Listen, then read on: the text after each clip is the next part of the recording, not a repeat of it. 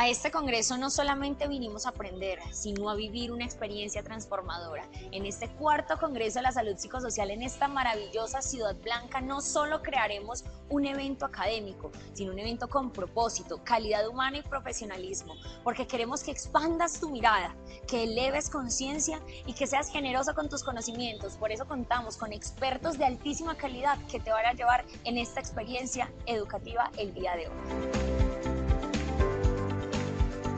Mi nombre es Carolina Urrutia Bastidas, muy feliz de participar en este evento de Positiva, encantada con toda la temática, el manejo que han hecho a través de las diferentes salas interactivas y el énfasis que le están haciendo a todo el proceso psicosocial, especialmente este proceso que se necesita con la seguridad y todo lo que está manejando el departamento del Cauca, súper importante y oportuno en este momento. Muchísimas gracias. Hola, mi nombre es Ana María. El día de hoy estoy aquí en el Congreso de Positiva. Quería contarles que ha sido una experiencia súper genial. Es algo dinámico que nos permite interactuar con otras personas de otras entidades. Eso nos enriquece a nosotros como profesionales en SST. Es algo que hemos estado en movimiento constante y nos permite entonces como llenarnos de esos conocimientos mucho más conscientes. Hola, mi nombre es Rubí Colorado Sinisterra, vengo de Guapi, Cauca. Estoy muy contenta de estar aquí socializando con los demás compañeros, hablando del tema psicosocial, ya que anteriormente había mucho tabú y nos damos de cuenta de lo importante que es, ya que las personas son lo más importante de las empresas. María Estela Carvajal Rosada, vengo de la Contraloría de la República. Me parece muy importante este congreso que está realizando la EDL Positiva porque tiene un enfoque en la gestión de nuestras emociones y en la salud psicosocial de las organizaciones. Vale la pena resaltar el arte de ser feliz en nuestras organizaciones. Necesitamos ser líderes, brigadistas de emociones positivas. Por aquí me encuentro con el gerente de la sucursal del Cauca y yo quiero que nos cuentes cómo este congreso impacta a la región. Así es, Valentina. Te cuento que ha sido el momento más propicio en el hecho que Positiva nos visite con este congreso que ya nos tiene acostumbrados cada año y pues con todos los eventos que han ocurrido en estos últimos días, pues es un bálsamo con el que nosotros le decimos a la comunidad, le decimos a nuestra fuerza pública, aquí estamos presentes y todas nuestras 9.000 empresas también están haciendo patria desde la sucursal Cauca.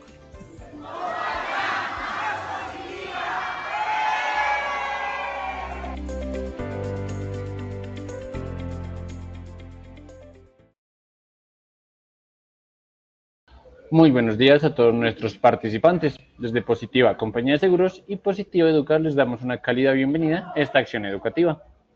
Soy Sebastián López y tengo el placer de acompañarlos como moderador durante la próxima hora. Es un verdadero honor contar con su presencia y entusiasmo para aprender y compartir juntos.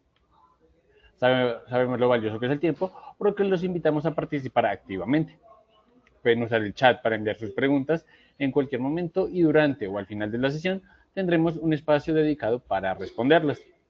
Sin más preámbulo, damos inicio a nuestra acción educativa de la Comunidad Nacional de Conocimiento en Medicina Preventiva y del Trabajo, con la temática titulada Lo que impulsó este 2025 y lo que potenciará el 2026 en Medicina Preventiva y del Trabajo. Es un gusto presentar a nuestro experto, el doctor Cristian Alonso Ramírez, médico cirujano, magíster en Educación e Investigación Cualitativa, especialista en Administración de Salud Ocupacional, tecnólogo de Higiene y Seguridad Industrial, asesor internacional, profesor de posgrado y maestrías de diferentes universidades nacionales e internacionales. Doctor Cristian, muchas gracias por estar con nosotros nuevamente el día de hoy. Bienvenido. Muchas gracias, Sebastián, a ti, ingeniero, y a todos ustedes que están allá detrás de estas cámaras y de alguna manera compartiendo con ustedes finalización del año, en las cuales pues siempre entramos en unos momentos de reflexión para mirar qué hicimos y qué vamos a hacer, siempre como con esa dualidad. Pero si seguimos nuestras lecciones de yoga y de lo que nos están diciendo en mindfulness, en concentración, en meditación, es estar en el aquí y en el ahora. Por eso en este aquí y en este ahora vamos a hacer esta reflexión sobre lo que hicimos durante el 2025, pero sobre todo lo que vamos a hacer en el 2026. Ninguno de los dos los podemos controlar. Lo que podemos controlar es el momento actual. Entonces, en ese orden de ideas, los invito a que me acompañen en este recorrido. En un inicio, lo planteé como un correr a través de una carretera, pero estamos viendo ya la carretera que recorrimos y más bien esto va a ser como una caminata de observación donde vamos a mirar qué hicimos y qué vamos a hacer en el futuro. En esta comunidad trabajamos 15 sesiones y las vamos a ver ahorita, digamos, un poquito más a profundidad. Pero antes de iniciar, y como siempre, hablamos de una frase, y esta frase es de Hipócrates, uno de los padres de la medicina. Y cuando la leí me llamó mucho la atención porque efectivamente es un momento reflexivo bien interesante para lo que podemos ver en estos días navideños y de Año Nuevo. Antes de curar a alguien, pregúntale si está dispuesto a renunciar a las cosas que lo enfermaron. Entonces, un poco la reflexión de Hipócrates, además de eso, supremamente, digamos que clara, con una gran sabiduría, es que nadie se puede curar si lleva y arrastra cosas que lo enferman. Eso significa el pasado, eso significa los remordimientos, eso significa todo lo que hemos sido en el pasado y que no nos ayuda para afrontar de manera adecuada nuestro presente. Entonces, la invitación que nos hace Hipócrates con esta frase es a que renunciamos a aquello que nos enferme, no solamente a lo físico, sino a lo mental, a lo espiritual y a esas cosas del alma que son importantes en todos los ámbitos de la vida. En la medicina, obviamente, mucho más. Ustedes saben que yo soy muy de planteamientos de lógica y de medicina en lo técnico, pero no hay que olvidar esta parte tan importante, no solamente que es la mente sobre las cuales trabajamos en los diferentes seminarios con los que recorrimos toda Colombia, sino en este recorrido que hemos hecho de manera virtual y por el cual obviamente les doy a ustedes gracias por haberme acompañado durante todo este año y de antemano gracias porque me van a acompañar el año siguiente. Muy bien. Entonces, hace unos meses, y siempre pasa esto cuando uno inicia el año, veo un camino largo, pero con un sol naciente y como para poder arrancar con esa energía que tiene el año nuevo. Y esta finalización que también tiene su energía muy interesante porque le permite a uno cerrar un ciclo y arrancar otro. Pero iniciábamos el camino hace más o menos un año y comenzábamos iniciando y digamos que comenzando ese camino de ese conocimiento. Así que los invito a que me acompañen a verificar qué hicimos, pero sobre todo pónganse sus cinturones de seguridad porque esto siempre es importante que hagamos un recorrido en cualquier ámbito de nuestras vidas. Y miremos lo que pasamos este año. En nuestra sesión 1 aprendimos sobre cáncer ocupacional. Recordemos que en ese momento hablábamos de que los cánceres ocupacionales son muchos, por agentes químicos, por agentes físicos, por agentes biológicos que se dan en el trabajo. Recuerden que, por ejemplo, existe el benceno, el xileno, el tolueno, que son cancerígenos al igual que el asbesto y que son agentes químicos. Las radiaciones ultravioleta y los rayos X, que no solamente se utilizan en medicina, sino que veíamos que también se utilizaban en ingeniería. Y los riesgos biológicos, algunos virus que son capaces de producir cáncer. Tal vez el más icónico de todos, obviamente, es el virus del VPH, el virus del papiloma humano, que es capaz de producir cáncer de cervix en las mujeres, que es uno de los cánceres más frecuentes. Ahora, desde lo ocupacional, también tenemos virus que llevan a el cáncer. Muy bien. Y mirábamos cómo en ese punto del impacto del cáncer teníamos que mirar esos impactos individuales, porque no es el cáncer per se, sino es cómo afecta su bienestar físico, las finanzas del individuo. Recuerden que en estos costos que se derivan del tratamiento del cáncer son tan altos que son capaces de arruinar a cualquier familia, en la salud mental, en la salud social y laboral, y cómo sus seres queridos colegas y cuidadores se ven también afectados, no solamente por la presencia de él con cáncer, sino por la afectación en sus vidas que esto mismo genera. Y también generaba impactos organizacionales, como siempre lo hemos visto, por ejemplo, los costos de atención médica, los beneficios, la salud mental del equipo, la disponibilidad de habilidades, el ausentismo que se presenta, que es lo que más vemos, pero no es lo único, la planificación y la entrega de temas que podrían no darse precisamente porque la persona está enferma, la productividad de los equipos al perder a uno de sus elementos importantes y obviamente también cómo incluimos a esta persona que tiene una situación de salud y cómo eso hace que haya una equidad en la empresa y que se transmite al equipo. Y obviamente la cultura de equipo es que no somos uno solo, sino somos todos. Y cuando alguno de nosotros está enfermo, pues obviamente todos de alguna manera también lo sufrimos.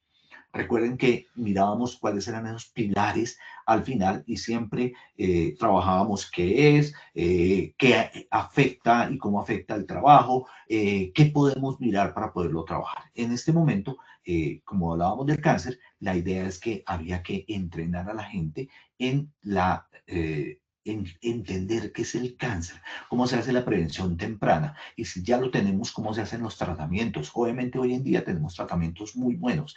Sí, es cierto, pero pues obviamente lo mejor que siempre funciona es la prevención. Pero recuerden que uno debe actuar en todos los sitios donde pueda hacer un manejo de estas patologías. La supervivencia, el bienestar, eso es importante. ¿Qué va a pasar cuando supere el cáncer, si lo supera, o qué pasa si muere y qué pasa con el bienestar de esa persona que ha tenido estos problemas?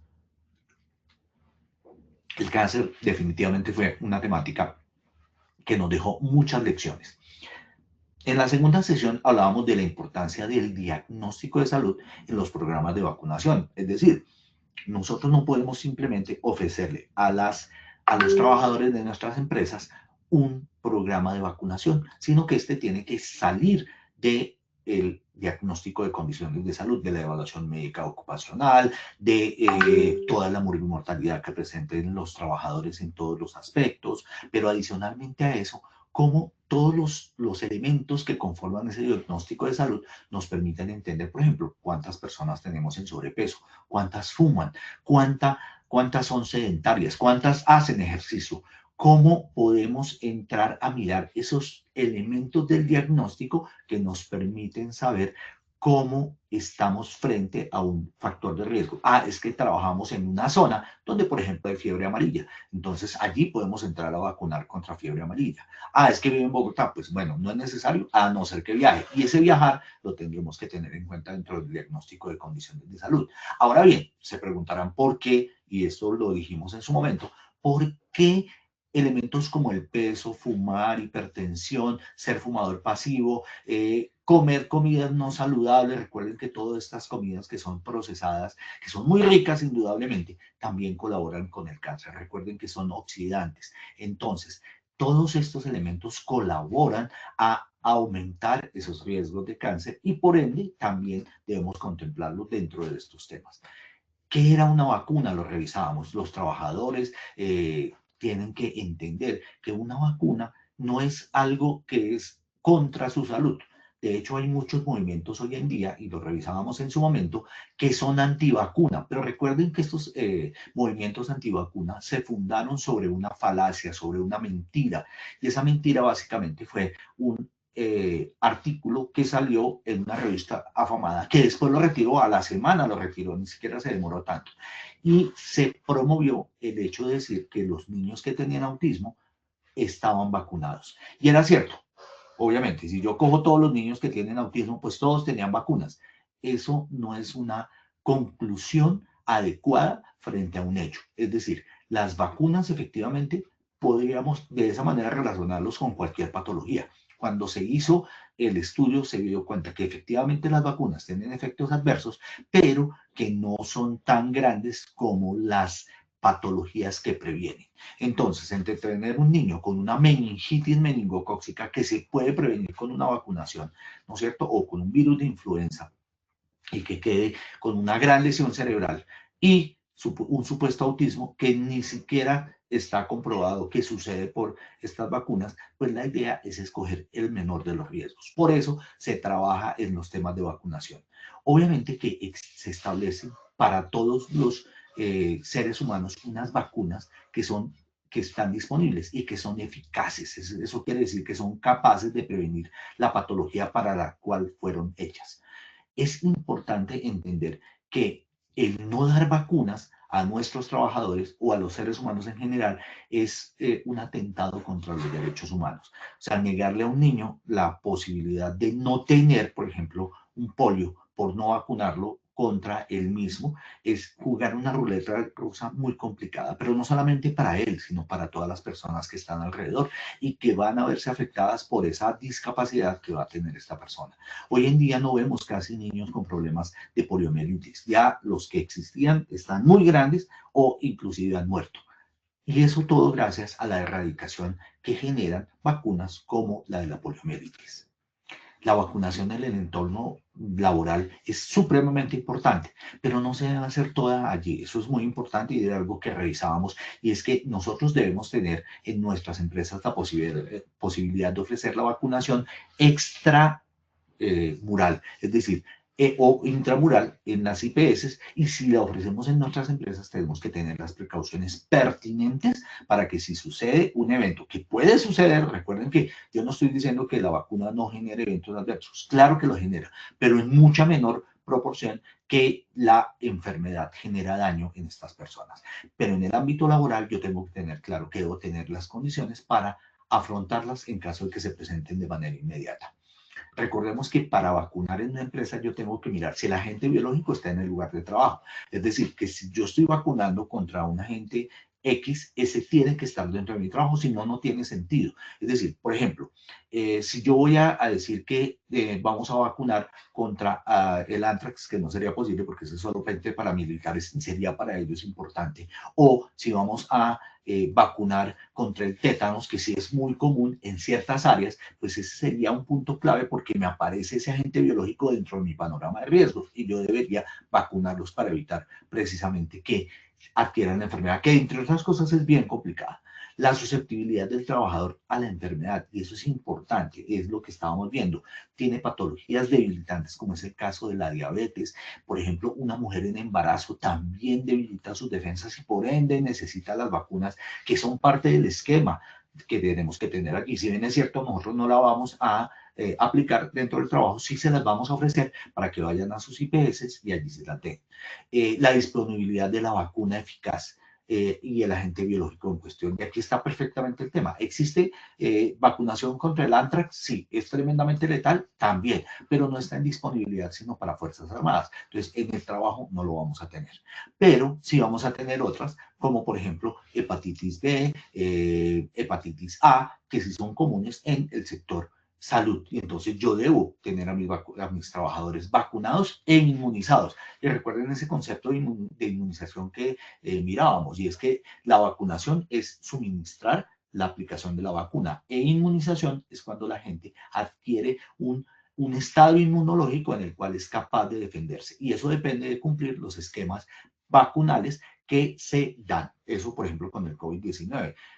Cuando reviso a los trabajadores, usualmente hoy en día les pregunto, bueno, ¿cómo está su vacunación de fiebre amarilla y cómo está su vacunación de COVID-19? Algunos aplicaron una y no les sucedió nada, y otros aplicaron 2 y no les sucedió nada, otros aplicaron 3 y tampoco les sucedió nada. Pero obviamente que es el esquema completo el que asegura que en el futuro esa persona no lo vaya a tener.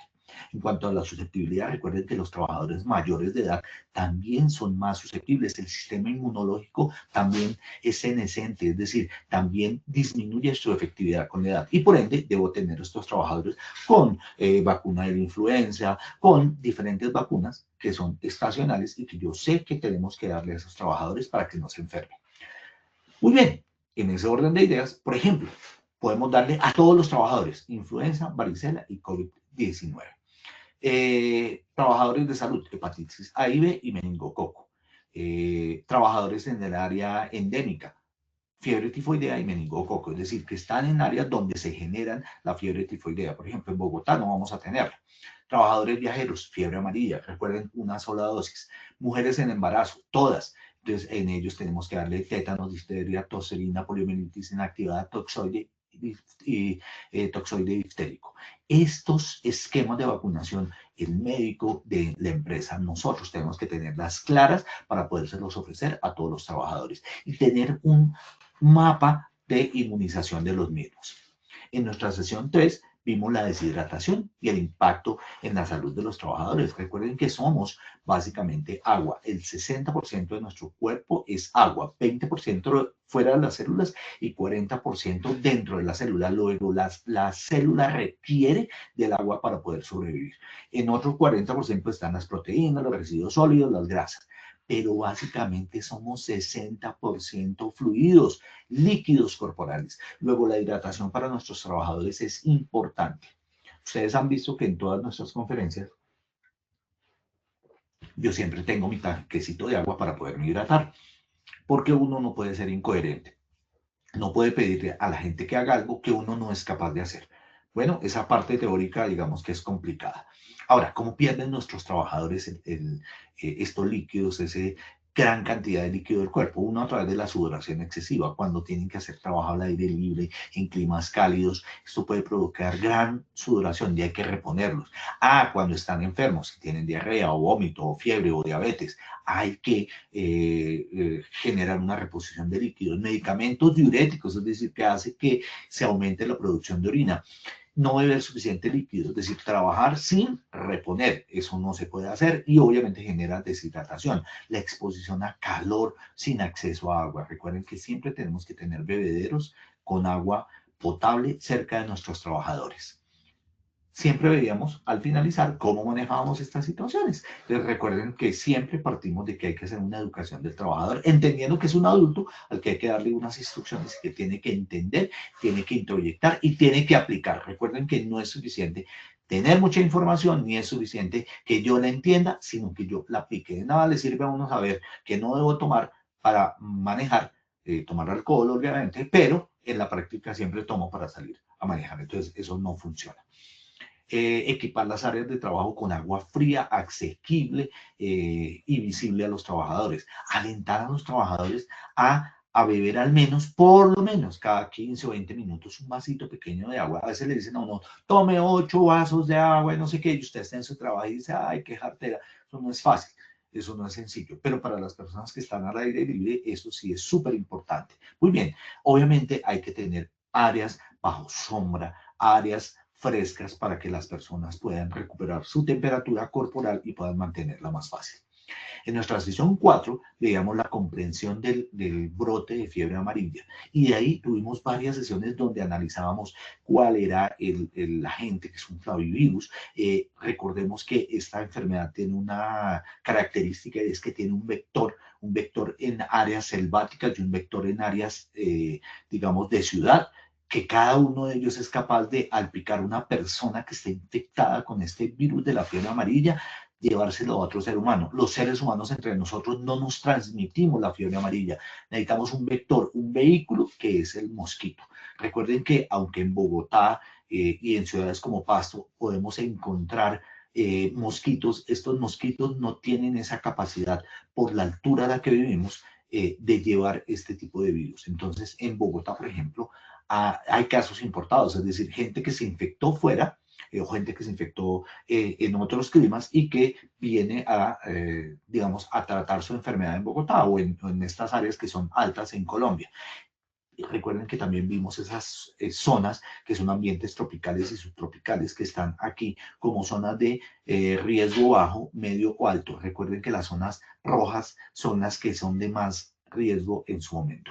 Esta patología en su momento cuando estuvimos hablando, recuerden que era el boom del tema y analizamos durante varios seminarios todos estos elementos. También analizamos al ser humano y también a los simios que eran capaces de sufrir la patología.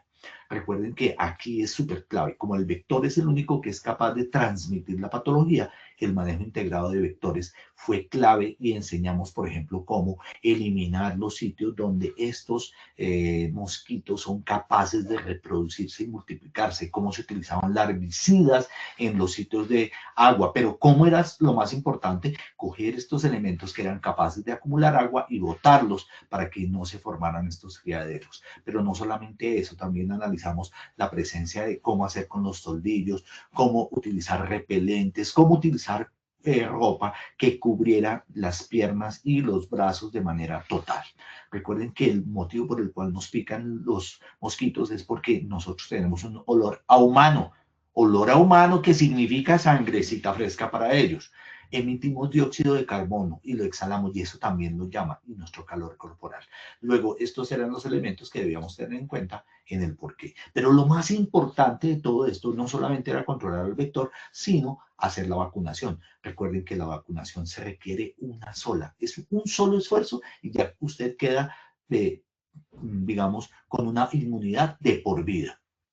Este es un virus atenuado, es decir, un virus que está golpeadito, que está listo para que yo pueda entrenarme con él, darme golpes inmunológicos y poderlo controlar.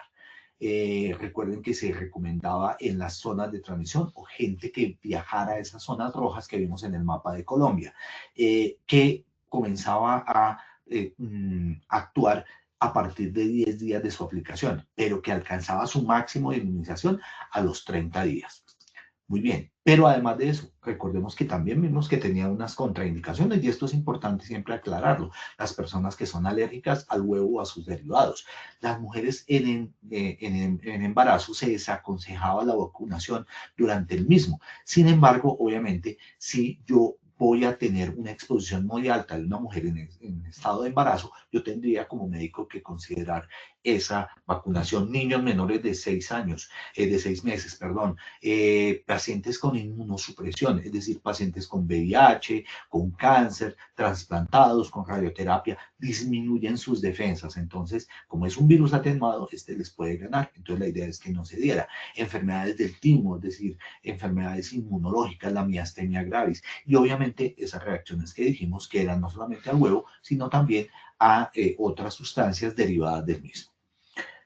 Hicimos todo ese recorrido durante más de 5 sesiones y miramos cada detalle que tenía que ver con la fiebre amarilla. Y logramos pasar la fiebre amarilla no tan dura como el COVID-19, pero que en su momento generó algún grado de angustia y por eso era importante, porque además de eso es posible que sea una enfermedad laboral. En la sesión 8 revisamos las enfermedades de tipo pulmonar y la importancia en el trabajo. Recuerden que aquí mirábamos, por ejemplo, que en el trabajo podemos tener asma. Asma derivada del factor de riesgo del trabajo, pero también tenemos trabajadores que son asmáticos y que pueden estar dentro de los sitios de trabajo y que por ende se pueden agravar con la presencia de esa asma dentro del trabajo y se pueden agravar por sustancias que están en el trabajo. Recuerden que una persona que es asmática no es solamente asmática a unos elementos, sino que paulatinamente va adquiriendo sensibilización a otras sustancias y por ende esas sustancias van a generarle también la exacerbación. Además de eso, como es una irritación, cualquier cosa que irrite los pulmones lo va a generar. Recordemos que en algún momento, ya no en el 2025, sino en el 24, revisamos, por ejemplo, el tema del cigarrillo y el tema de los vapeadores como un irritante respiratorio. También veamos las personas con bronquitis crónica. Estas personas también tienen inflamación e irritación de sus áreas de los bronquios, generando una gran mucosidad y obviamente generando una tos persistente. El enfisema, que es un daño en los alvéolos, que son como los saquitos del pulmón que se van rompiendo y que son los que permiten el intercambio de óxido y de monóxido de carbono. La enfermedad pulmonar obstructiva crónica, el EPOC, esa afección crónica que incluye la bronquitis, el enfisema y que dificulta de manera importante la respiración de nuestros trabajadores. La fibrosis pulmonar, gravísima, gravísima. Recuerden que, por ejemplo, el asbesto genera una fibrosis muy complicada y obviamente al aumentar ese tejido cicatricial no hay en dónde hacer lo importante que hacen nuestros pulmones. ¿Qué es lo que hacen nuestros pulmones? El intercambio gaseoso. Recuerden que también hablábamos de enfermedades producidas por el carbón, que es presente en muchos de nuestros procesos, la neumonía, el cáncer de pulmón. Y como siempre, en todas las diapositivas yo les dejaba una referencia bibliográfica si alguien quería entrar a hacer un poco de profundización, porque pues obviamente teníamos un tiempo que es una hora y que durante la cual hablamos de unos temas, pero la idea era que ustedes sí que esto les interesaba, si querían profundizarlo, pudieran hacer a través de no solamente estas referencias, sino de los links que les dejamos que están verificados, que ustedes pueden ingresar a ellas. Recordar siempre que el diagnóstico temprano es importante en la enfermedad respiratoria. Entonces, siempre que el médico haga sus exámenes, deberá, si es un factor de riesgo importante, la presencia de estas patologías, preguntar si tiene tos, si tiene expectoración y si tiene ahogo o disnea. Con esos 3 elementos es suficiente para hacer el seguimiento. Claro, le agregamos otros dependiendo de los temas, pero esos 3 son súper claves. Mirar cuál es la exposición laboral de esa persona a polvos, a sustancias químicas, a humos. Revisar en la historia clínica si ha tenido enfermedades respiratorias que se puedan agravar con la presencia en el trabajo de este tipo de sustancias, evaluar los síntomas respiratorios. Es decir, preguntarles cada cuánto le da la disnea, si está relacionada con el trabajo o no, si ese ataque de sibilancias por el asma se da durante el trabajo y cómo se da.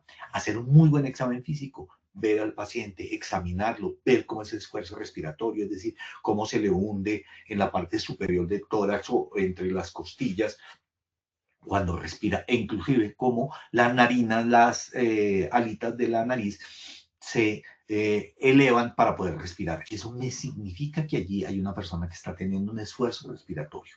O si la saturación de oxígeno no le da, y entonces tiene esos labios morados, no pintados de morado, sino morados porque no está recibiendo oxígeno. Recordar también que es importante que programemos en nuestras empresas, si es del caso, dentro o fuera de ella, la espirometría, hacer la prueba de gases arteriales, la radiografía de tórax es pertinente, las pruebas de alergia y el cultivo y la sensibilidad a esos tipos de agentes que pueden infectar a estas personas. El diagnóstico temprano tal vez fue uno de los elementos más importantes en todas nuestras conversaciones. Allí siempre hacíamos énfasis sobre cómo temprano manejarlo. Y también recuerden que vimos la historia natural de la enfermedad. Entonces, en esta parte siempre se debe hacer énfasis para poder disminuir la cantidad de casos. Ahora bien, recuerden, cuando yo hago diagnóstico temprano, que es la siguiente fase, después de la promoción, vamos a encontrar los casos. Por ende, nunca va a haber disminución inicial de los casos cuando hacemos vigilancia epidemiológica, sino que se van a aumentar y eso es lo que esperamos. Entonces, recuerden no trazar objetivos donde digamos que la enfermedad laboral va a disminuir inmediatamente, pongamos cualquier programa. No, va a aumentar inicialmente porque vamos a descubrir todos los que tenemos. Después de eso, ya obviamente la promoción, la prevención primaria, secundaria y terciaria van a entrar a funcionar. En respiración y en la parte respiratoria, recuerden que estábamos hablando de los programas de rehabilitación respiratoria y les comentaba que cuando trabajé con EPS, en su momento teníamos unos programas espectaculares de manejo de pacientes que ya tenían estas enfermedades y que es importante que fueran y ellos les enseñaban en estas IPS que son especializadas en rehabilitación respiratoria a identificar de manera temprana cuando necesitaban estos programas de rehabilitación. Y entrándolos a ellos aprendían a manejar el uso de los broncodilatadores. Y recuerdo muy especialmente en este punto, no sé si ustedes vieron, y creo que sí, porque eso estuvo y está todavía dentro de las redes, en los Reels, en YouTube, un video de un médico muy famoso, no voy a mencionar la película, pero él es súper famoso y va con su bastón y es un hombre supremamente inteligente. Y entonces le pregunta a la señora, bueno, ¿cómo va con su enfermedad respiratoria? La señora, obviamente, dice, mire, estoy terrible, el broncodilatador no me ha funcionado. Entonces él le dice, bueno, ¿y cómo lo está utilizando? Ella obviamente se ofende, pero luego procede y dice, bueno, se lo voy a mostrar porque yo lo estoy utilizando bien. Y coge el broncodilatador y se lo echa como si fuera un perfume. Es obviamente una metáfora, pero es que utilizar el broncodilatador no es tan sencillo. Entonces está la inhalocámara, está cómo debo respirarlo, y eso es importante entrenar a nuestros trabajadores y a las personas. Nosotros en Colombia en general, y esto es dentro de nuestras charlas de cultura, no, digamos que somos tremendamente complicados cuando nos dan las instrucciones. Cuando cogemos, por ejemplo, una televisor nuevo, lo primero que hacemos es prenderlo. Si no prende, entonces vamos a leer las instrucciones. No hacemos al contrario, primero leemos las instrucciones y luego vamos a aprenderlo. Y esto sucede también a nivel de salud. Y es que las personas arrancamos y creemos que sabemos cómo tomarlo. En ocasiones, los medicamentos tomados, inhalados, inyectados, requieren ciertas condiciones importantes. Antes de las comidas, después de las comidas, con suficiente comida para poder manejar la irritación que produce el medicamento en el momento dado. Entonces, siempre es importante leer y preguntarle al médico, porque a veces el médico tiene tan poco tiempo que no tiene la posibilidad de darle la instrucción, pero si usted le pregunta, lo va a hacer. Entonces, en estos programas de crónicos, lo que usualmente se hace es darle un entrenamiento a la persona de cómo debe utilizar estos medicamentos y procesos que son de apoyo. Recuerden que en algún momento hablábamos en Túnel del Carpo, por ejemplo, de la utilización de la férula.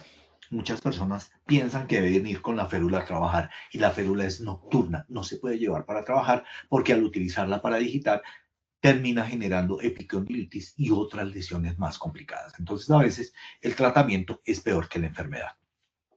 Hacíamos recomendaciones específicas en estos temas respiratorios, rotar a los trabajadores donde estén más expuestos, modificarles las tareas, reubicarlos laboralmente cuando tengan enfermedades respiratorias confirmadas con síntomas persistentes. Entonces recuerden que aquí no solamente es la enfermedad laboral, sino también los pacientes con enfermedad común respiratoria, porque igual van a tener las mismas limitaciones. El pulmón no le pregunta si esto es laboral, entonces molesto mientras estoy en el trabajo, o si es común, voy a molestar cuando esté en la casa solamente. Eso no es así. Entonces debemos siempre tener como médicos esa integralidad de la atención de nuestros pacientes. En la sesión 11 hablábamos de los trabajadores en situación de discapacidad, esos retos tan grandes que afrontan las empresas que son valientes y que, por ejemplo, reciben pacientes en situación de discapacidad o que se va generando la situación de discapacidad en el trabajo. Entonces siempre es importante entender que hay una serie de discapacidades en Colombia que son las que se han aceptado, que es la auditiva, la visual, la física, la sensorial, la intelectual, la psicosocial o mental y las discapacidades múltiples, que son personas que pueden tener una, dos o tres de estas discapacidades. Esas discapacidades que están en estas 7 categorías en Colombia, recuerden que se emite un certificado y que ese certificado le sirve a la empresa para, por ejemplo, presentarse a cierto tipo de licitaciones y obviamente también tener alivios de tipo tributario, solamente por mencionar algunas de las ventajas que tiene tener trabajadores en situación de discapacidad. También recuerden que esos trabajadores participan de la fuerza laboral de una manera importante, aunque todavía es baja. Se estima que solamente del 20 al 30% de estas personas en situación de discapacidad y con edad de trabajar están empleados y obviamente muchos de ellos están en trabajos informales. A uno le da tristeza. El año pasado, cuando estaba dictando clase en Ciudad de México, estábamos en el Zócalo y en una de las calles importantes bajábamos y por lo menos encontré unas 5 sitios donde había familias que estaban tocando música, todos con ceguera, con disminución grave de su visión. Y en ese momento me pregunté por esa integración de ellos, o sea, ¿por qué tenía que ser un trabajo básicamente informal? Y es porque finalmente no tienen entrenamiento y digamos que tenemos un poco cerrado el ángulo de visión frente a lo que ellos pueden llegar a hacer. Y pueden llegar a hacer muchísimas cosas. Pero realmente los retos que se afrontan en empresa no solamente son esos, sino que la falta de sensibilización y de prejuicios que se pueden dar. La gente tiene prejuicios para recibirlos. Es que no tiene un brazo, se me puede prender, me disgusta verlos así, me siento incómodo. Bueno, pues piensen cómo está esta persona que está teniendo esa discapacidad o esa situación de discapacidad.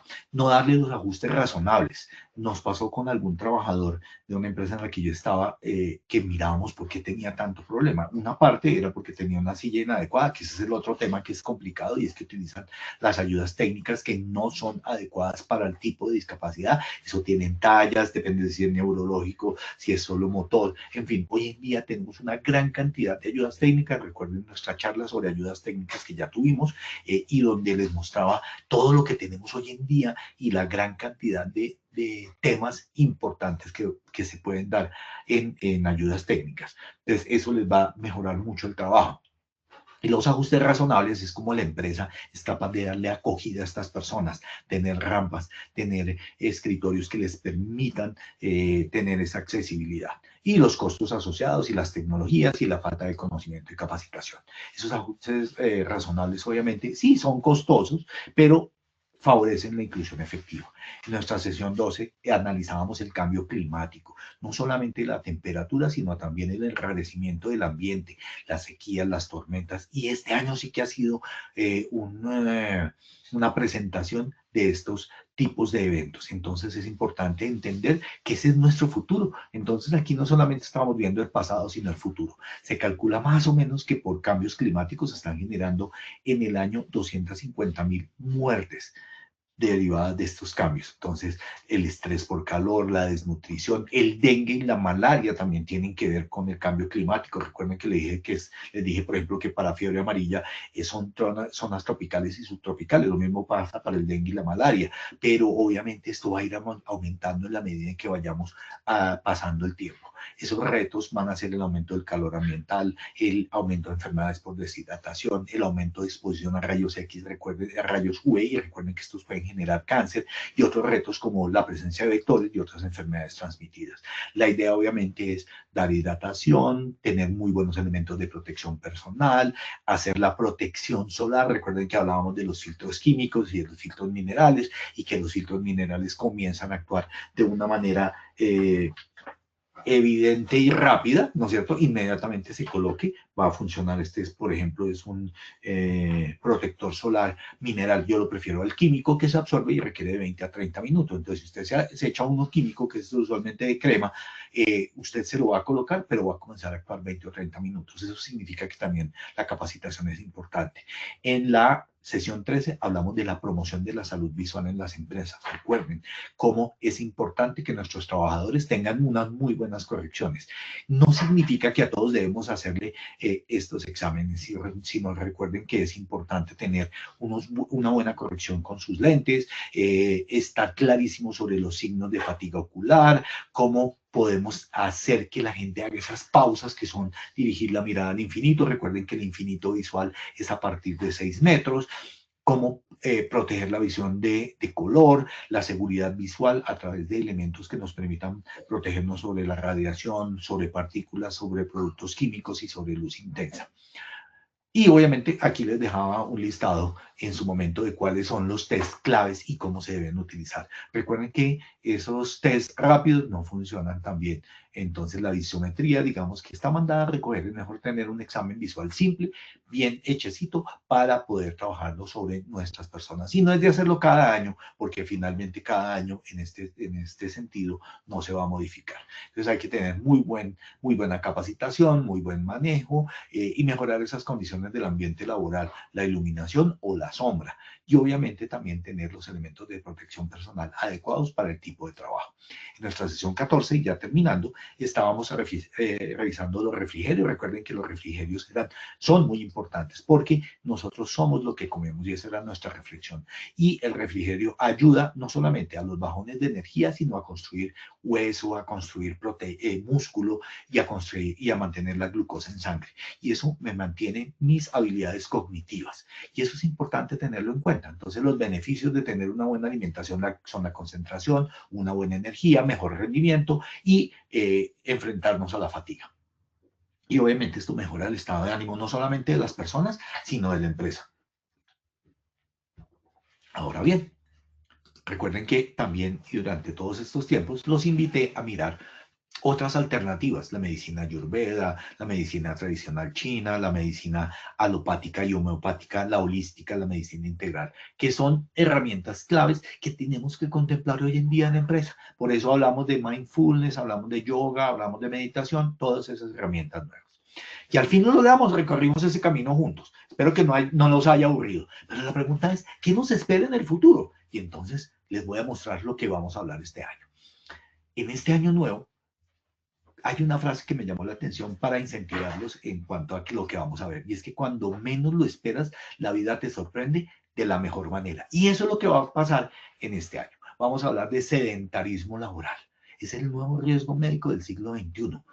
Eso es importante. Estos síndromes de sedentarismo en los entornos administrativos, el síndrome metabólico, asociado, por ejemplo, a diabetes, a hipertrigliceridemia, esos trabajos que dan escasa movilidad y alta carga cognitiva.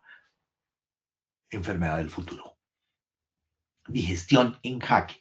Recuerden que adicionalmente a eso, también revisamos el tema de los trastornos gastrointestinales, o que vamos a revisar en el futuro, esos trastornos gastrointestinales que se dan por horarios irregulares. ¿Cómo evaluamos médicamente la salud digestiva de nuestros trabajadores que se exponen a estos horarios irregulares? Y cómo los horarios irregulares generan a su vez trastornos intestinales. Claro, si yo estoy comiendo cuando debo estar durmiendo, pues obviamente mi cuerpo va a no procesar esto. ¿Cómo es el tema de digamos que, de ese equilibrio entre proteínas, líquidos, fibra? Recuerden que nuestra comida debe ser equilibrada.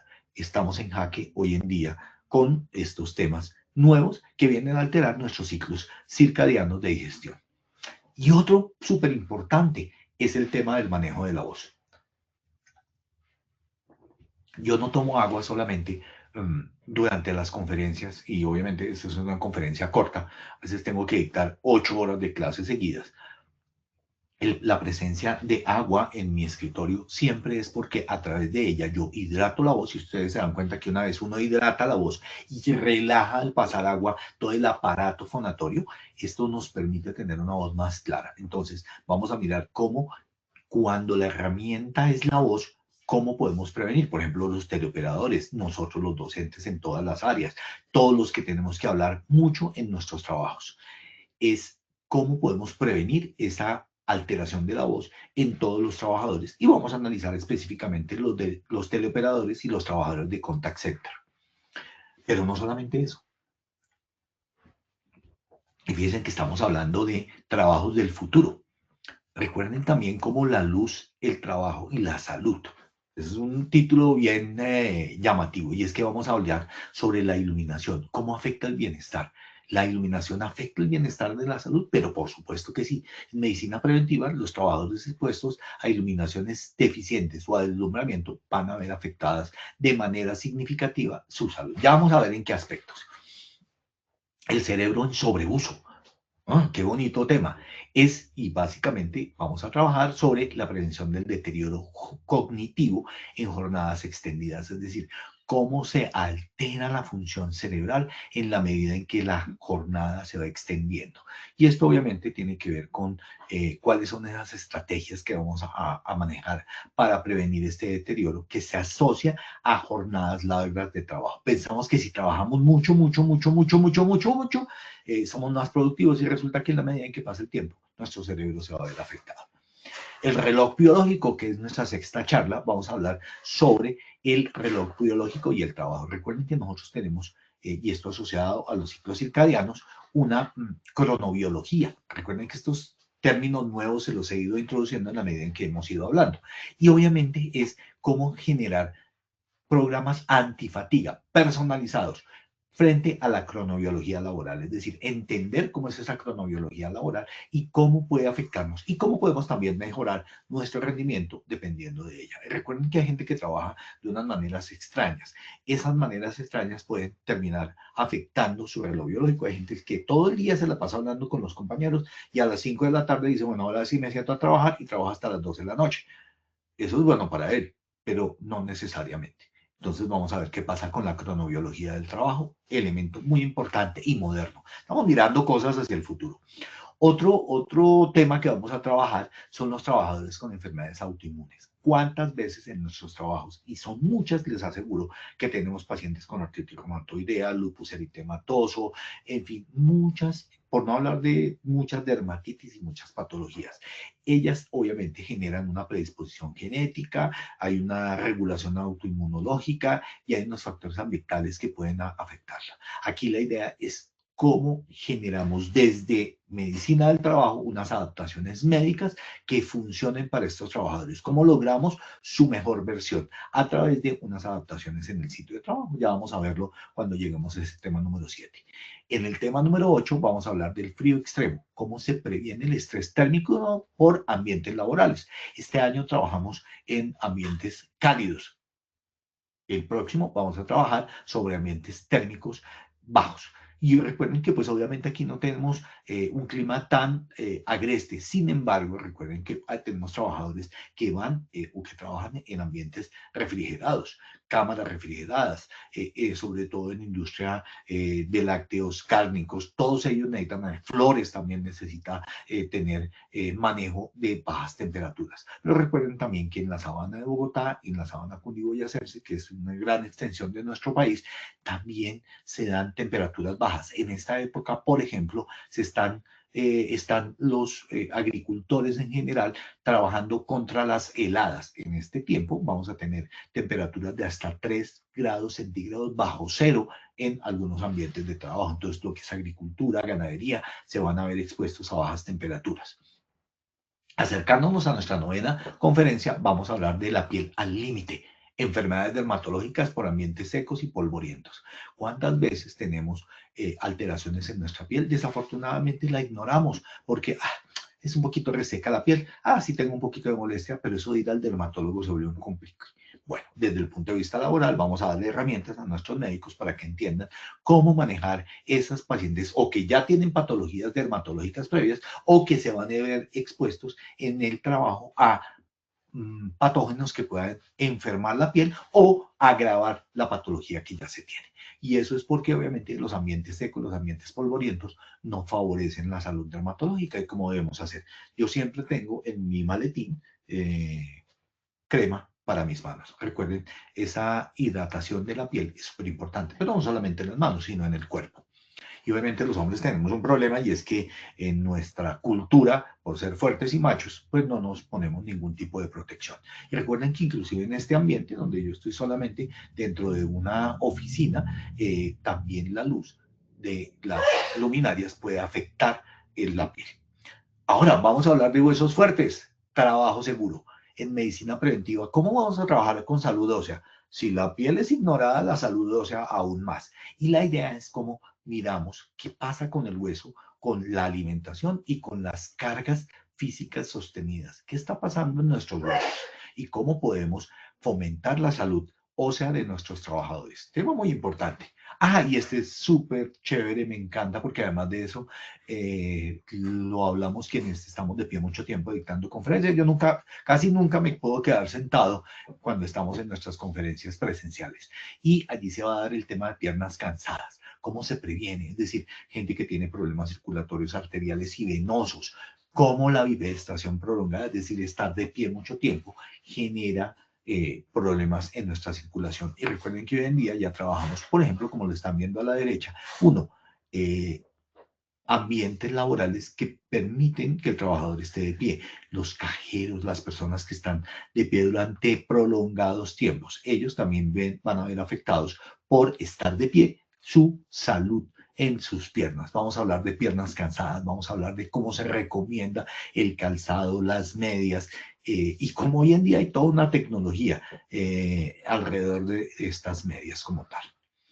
Yo, por mi parte, y terminando en este momento el tema, espero que no los haya aburrido en estos días que son de felicidad y de amor y de estar en coinonía, estar en compartir con sus familias. Los invito a que me acompañen el año próximo para poder trabajar estos temas.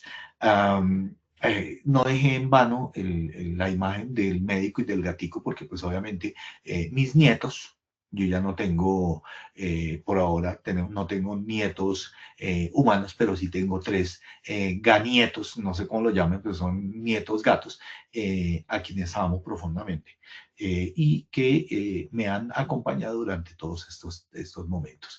Y con esta imagen acariciando ese gatico, lo que quiero básicamente significar es esa invitación a que pasen un feliz año, que gocen con sus familias en esta Navidad y que me acompañen el año próximo con estos temas que tendremos y que van a ser súper interesantes y que yo sé que van a resultar súper claves para su trabajo del día a día. Me resta solo desearles un feliz año 2026, que estoy seguro que lo vamos a tener y que nos depara en Colombia grandes cambios. Y espero acompañarlos desde muchas partes del mundo. Este año voy a viajar bastante, entonces los estaré acompañando desde los diferentes países donde voy a estar. A ustedes, Muchas gracias. Y no sé, Sebastián, si tú digas unas palabras finales. Doctor Cristian, mil gracias por compartir su experiencia y su conocimiento a lo largo de este año con nosotros y con tu comunidad. Ha sido un verdadero placer, tenerte a lo largo de este año y esperamos vernos con más acciones educativas para el siguiente. Así será, Sebastián. Muchas gracias. A ti, doctor, muchas gracias. A todos nuestros participantes también ha sido un verdadero placer acompañarlos en esta acción educativa. Agradecemos su compromiso, participación y el entusiasmo con el que han abordado cada actividad. No olviden que pueden acceder a estas y muchas más iniciativas educativas en nuestro centro virtual de enseñanza www.posipedia.com.co, donde podrán encontrar todas nuestras comunidades de conocimiento y una gran variedad de información para mantenerse conectados con nuestro Plan Nacional de Educación en Seguridad y Salud en el Trabajo. También allí encontrarán nuestros cursos del Sistema de Gestión de Seguridad y Salud en el Trabajo de 50 y 20 horas para que lo puedan desarrollar con nosotros. Los invitamos a que puedan descubrir más sobre nuestras acciones educativas en nuestra página www.posipediatalleresweb.com. Les recordamos a nuestros afiliados que el certificado de esta acción educativa se va a generar en un plazo de 1 a 8 días hábiles y podrán acceder a ella a través de nuestro portal Posipedia en la sección Edúcate. Ya para finalizar, en Positiva queremos que estés siempre al día con lo mejor en prevención, en seguridad y salud en el trabajo. Por eso los invitamos a unirse a nuestro canal oficial de WhatsApp, donde encontrarán campañas, novedades y tips que les ayudarán a cuidar lo más importante, su bienestar y el de sus colaboradores. Es muy fácil, solo debes escanear el código que aparece en pantalla o dar clic en el enlace publicado en nuestro chat. Sin más que agregar, gracias a todos por su asistencia y los dejamos con el siguiente video. Que tengan un excelente día.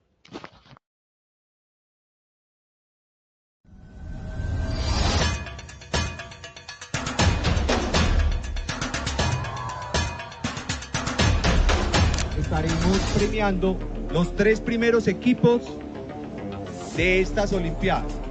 El campamento con las Olimpiadas de Brigadas de Emergencia ha cumplido la expectativa tanto personal como de todos los participantes. Las personas que hacemos parte del grupo 7 nos hemos sentido acogidos por Positiva, encontrando instructores con conocimiento amplio, lo cual lo transmiten de forma eficaz y eficiente. Este trabajo en equipo yo creo que es emocionante y se aprende mucho porque es aprender a liderar, que es algo muy difícil, aprender a escuchar, que es algo mucho más difícil, pero sobre todo yo creo que lo que pasó en el campamento general fue poder disfrutar en general todas las actividades, vivirlas al máximo. Realmente es una experiencia maravillosa, grandiosa, es la viva respuesta de cuando nos lo proponemos de corazón lo logramos. Este es mi equipo, este premio es por ellos, es para la brigada que está ya esperándonos, somos 34 y todos tenemos todas las capacidades y funcionalidades para hacerlo y marcar la diferencia. Gracias por estos espacios, gracias por fortalecer nuestros conocimientos y vamos a seguir marcando la diferencia en esta brigada de Red Salud.